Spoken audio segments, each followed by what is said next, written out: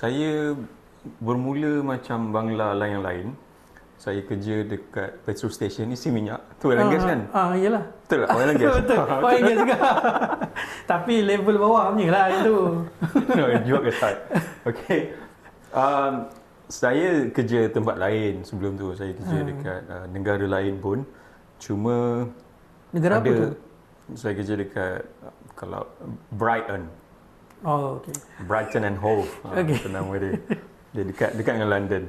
So time tu ada 2000, saya tak nak sebut yang nampak tua pula kan. Okay. So time tu ada interview by Talent Corp. Talent Corp ni nak bawa orang yang bekerja overseas lah. Macam nak bawa balik Malaysia kan. Cakap, buat apa kau kerja negara lain, datanglah balik Malaysia. Yalah. So Talent Corp arrange JLC untuk interview calon-calon untuk ni. So saya attend lah dekat Malaysia Hall. Malaysia Hall ni kalau orang tak tahu, Malaysia Hall ni macam embassy kita lah, tapi dia besar sikit. Kalau London ni famous lah Malaysia Hall dia. So saya pergilah sebab yalah kita orang Malaysia, so pergi interview dekat Malaysia Hall. Lepas tu lamalah tak ada jawapan. And saya ingat tak apalah sebab it's just an option for me, right?